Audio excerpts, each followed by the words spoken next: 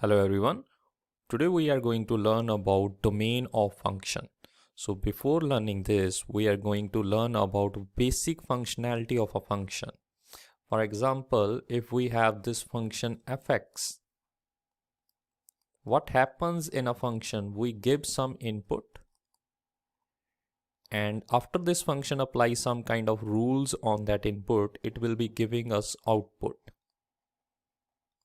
So mathematically that input which we are applying to this function is known as values of x, which we will be giving to this function.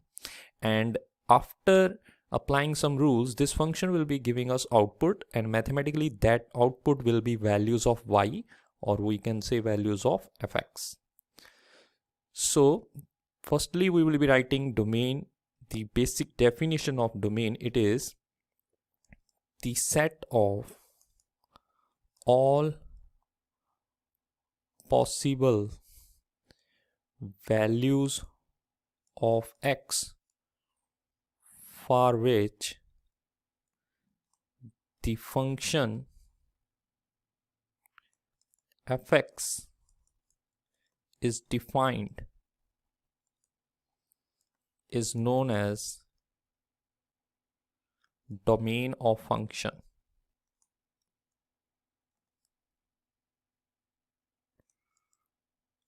So here what I have written, fx is defined. So here the only values of x for which function is defined, those values are called domain of function.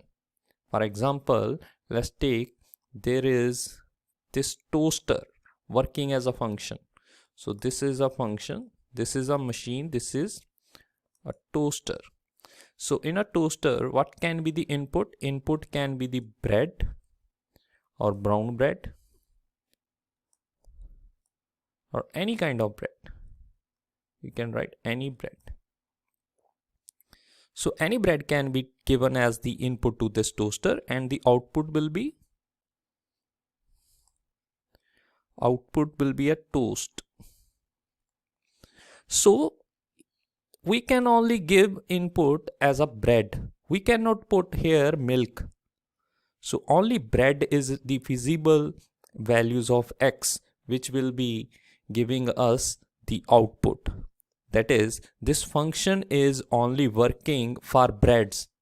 We cannot put any other thing other than these breads. So similarly here, only those values of x for which function is defined, for which function can work, only those values of x are known as domain of function. We will be taking some examples now. Like we have this function fx equal to 2x plus 1.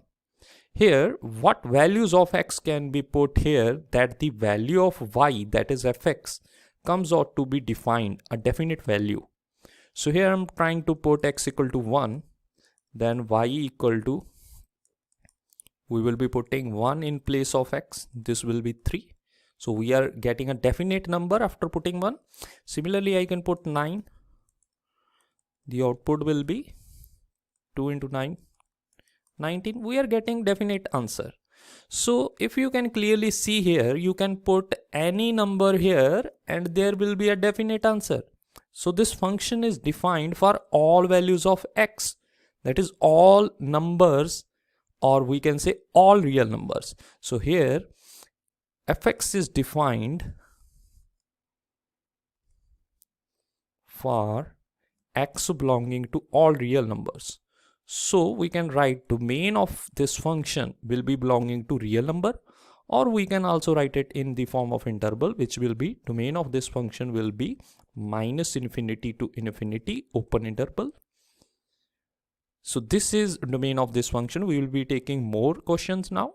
Let's take more questions.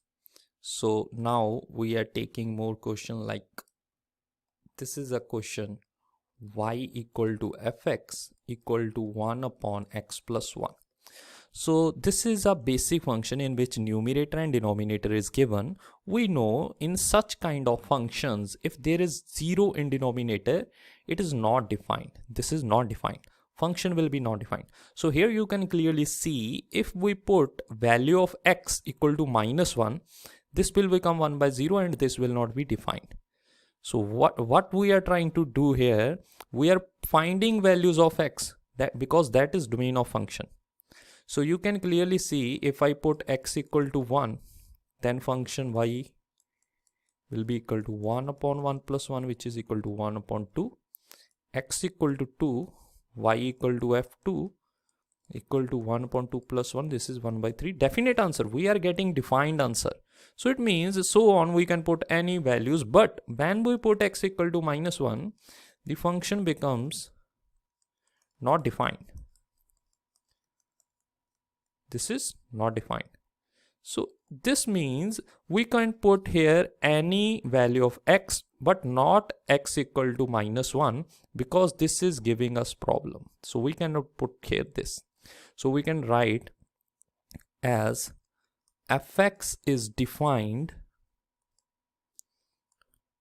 for all values of x other than minus 1. So domain of fx will be df, which will be belonging to all real numbers but not minus 1. So I will be writing all real numbers minus 1. This means we are not considering minus 1 but all other real numbers.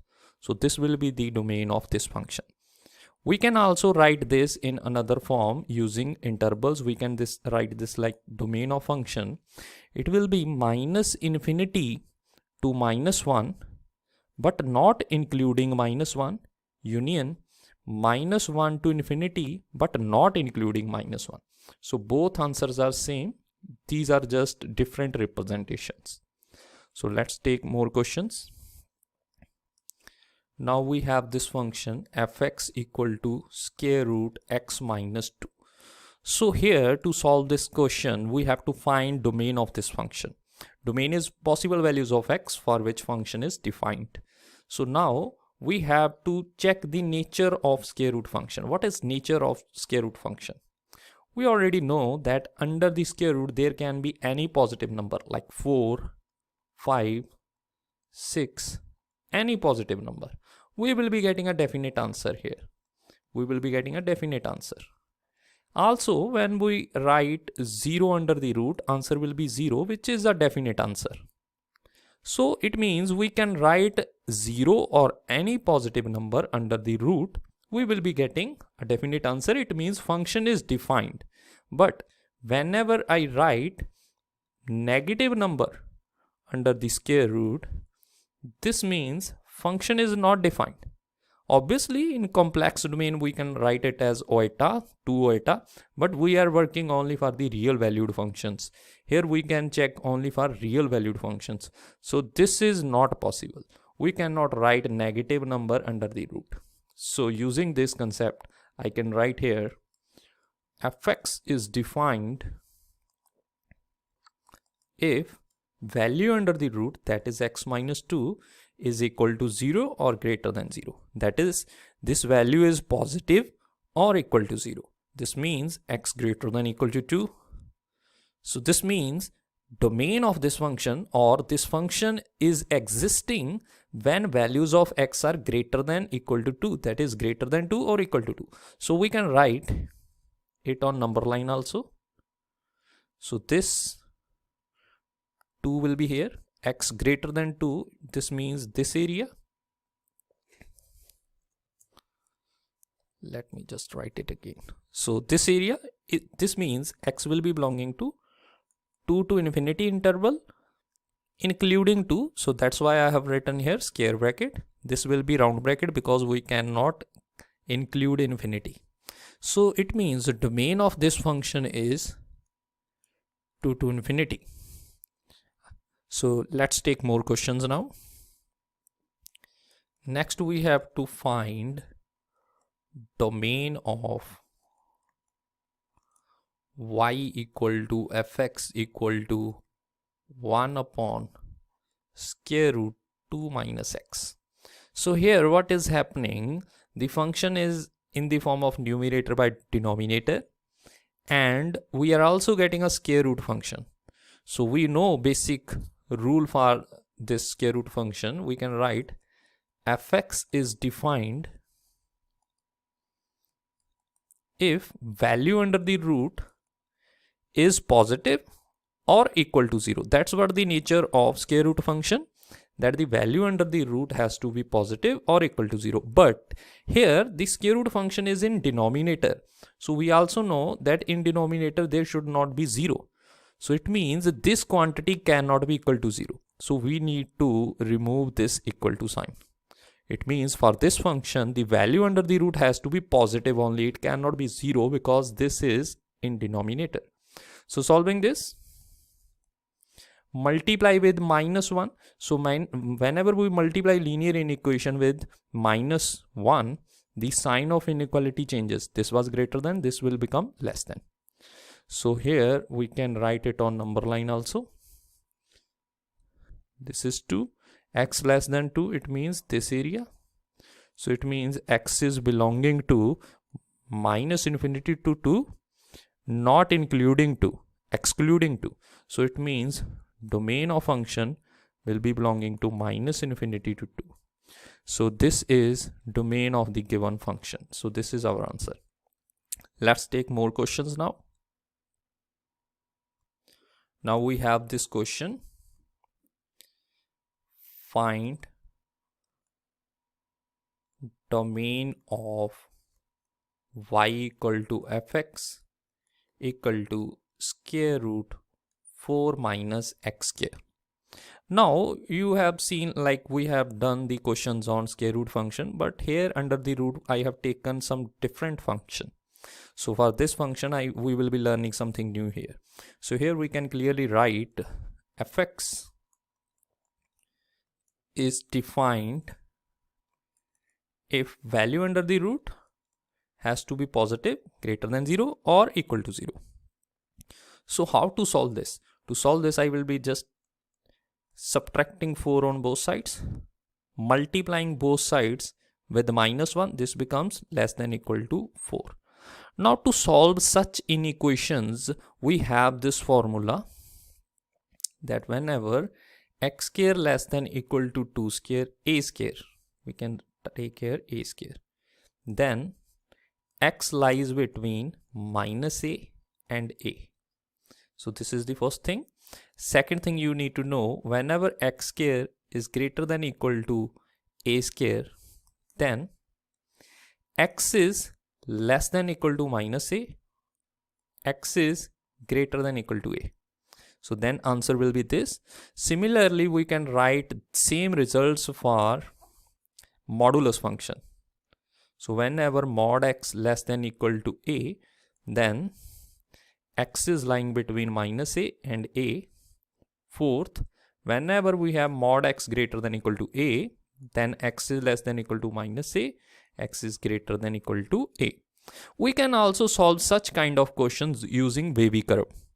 So we will be learning that in some other lecture. For here we will be just using these formulas. We can use wavy curve here, which will be very easy method that we will be discussing in other classes. So here I'm writing this in this form. We can write this x square less than equal to 2 square. So which will be equal to, using this will be x will be lying between -2 to 2. So it means x is belonging to interval -2 to 2. Since we are including these two, this will be square bracket, and domain of function becomes -2 to 2. This means this given function is defined for all the values lying in this interval, all the real numbers between -2 to 2. Let's take more questions.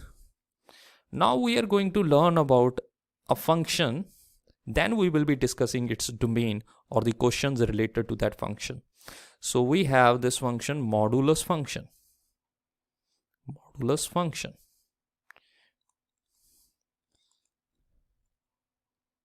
Modulus function is defined as if we have this function y equal to fx equal to mod x, it will be giving us two values, positive x, negative x.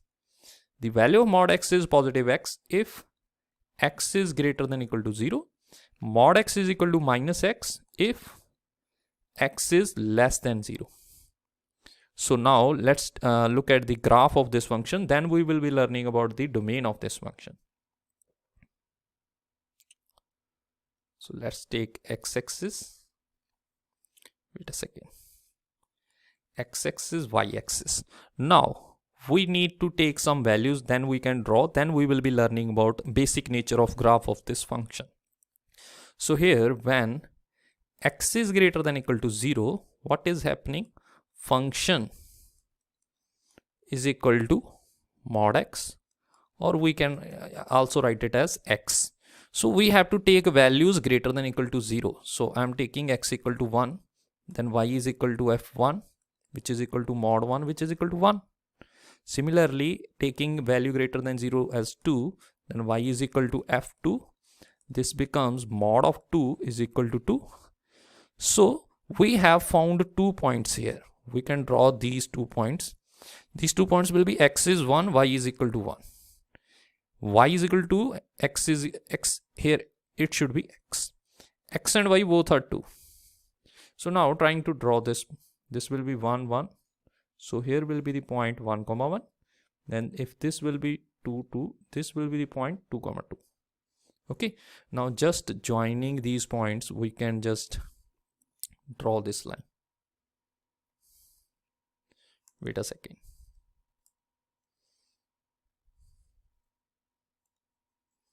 So this will be like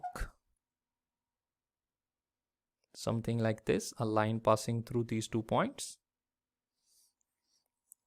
Now for the other condition, that is x less than 0, so we can write when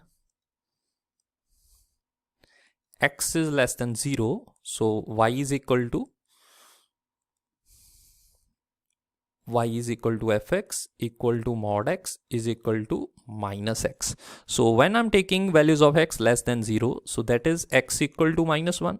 So y is equal to minus 1. So writing under the mod, we can write minus 1, which is equal to 1. Mod of minus 1 is 1. So now taking minus 2, this will be y equal to f minus 2. This will be mod of minus 2, which is equal to 2.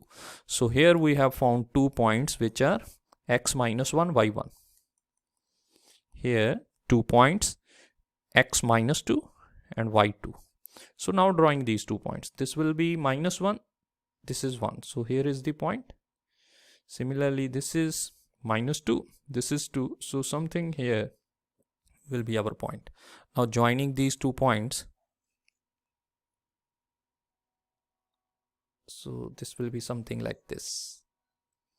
This point is almost on this line. Okay, so this is how we draw the modulus function. This is our graph.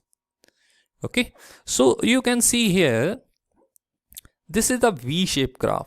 So always remember that for modulus function, and we can also call it absolute value function.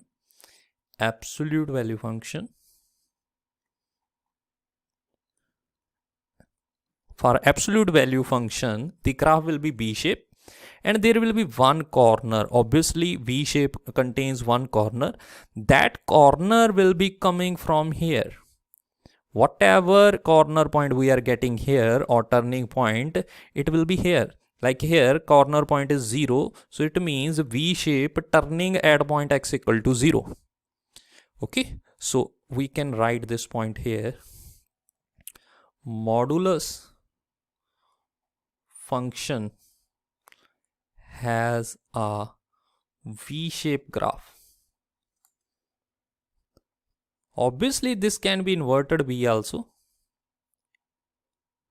Inverted V can also be possible here.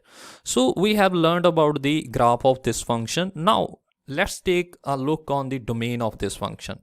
What is domain? Domain is the possible values of x for which function is defined. So here, this is x-axis.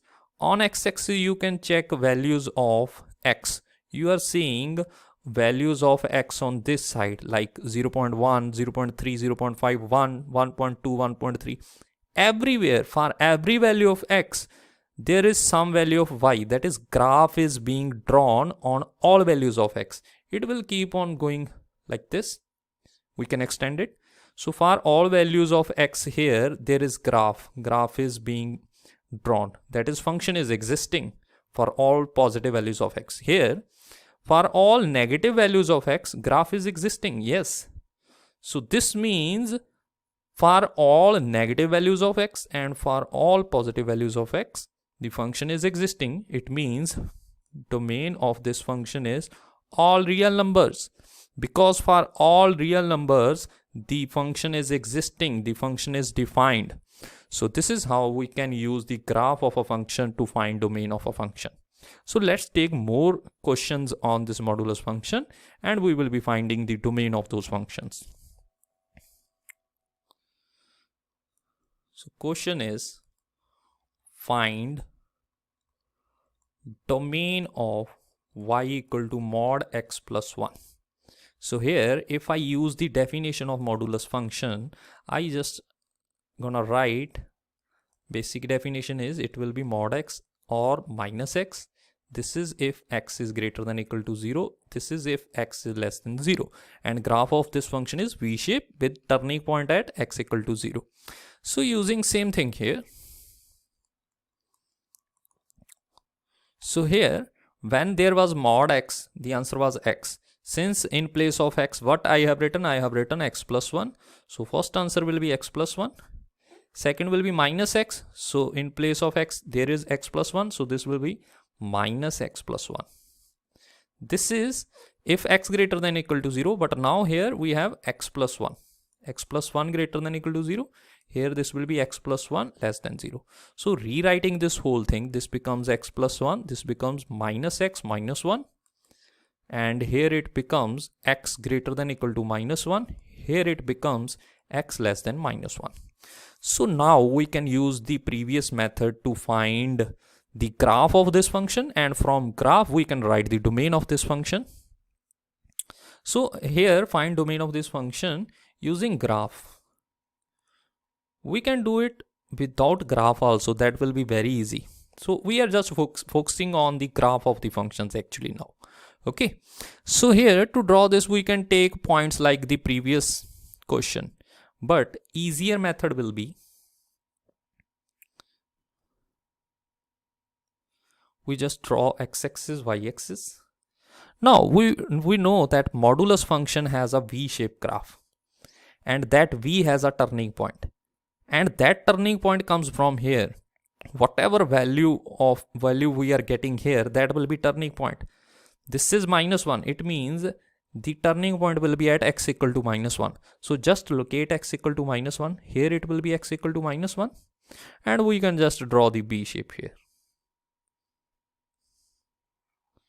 So this will be roughly the graph of this function. So we don't have to write all those points, like finding the points, then drawing the graph. We just know nature of this function, that modulus function is a V-shaped graph and the turning point comes from this stationary point. Okay, so here we can just look at the domain of this function. For domain of this function, you can see for all the values of x greater than minus 1, the function is existing. You can see curve is existing and it will keep on existing if we extend this. And for all values of x which are less than minus 1, the function is existing. That is, the function is existing. So these all values of x are domain of function. So what are these all values? These are all real numbers. So we can say domain of this function is all real numbers. Now we can use another method to solve this question. Without graph, we can also find without graph also domain of this function. Let's take that method also. So given y equal to mod x plus 1, we know that mod x plus 1, this value is always greater than equal to 0. Greater than equal to 0. Or we don't even have to go there. We can just simply write here. You can just see here. Just look at this function and try to put values of x.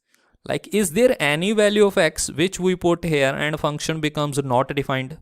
No, you can just put any value, x equal to 1, 2, 3, 4, any number. So this is a modulus function. modulus function. So domain of this function is all real numbers. We can directly write this also. But if we want to draw the graph and then check the domain, we can use this method also. Also, this method gives us how to draw the modulus functions. So let's focus on drawing these functions. Like we have this function, we have to draw y equal to minus of mod x. Now what happens? We know y equal to mod x is equal to x or negative x. This is if x greater than equal to 0. This is if x less than 0. So we can write here minus of mod x will be equal to, this becomes positive x, but here this negative sign will make it minus x. Here mod x is minus x, but this negative sign makes it positive. This is when x greater than equal to 0. This is when x is less than 0. So now moving on to graph of this function.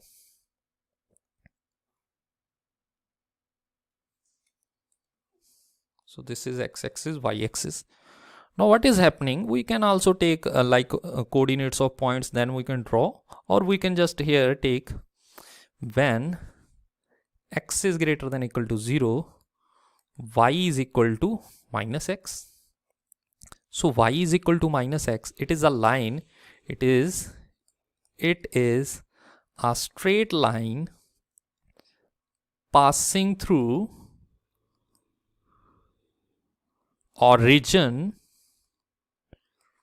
with negative slope. What is this?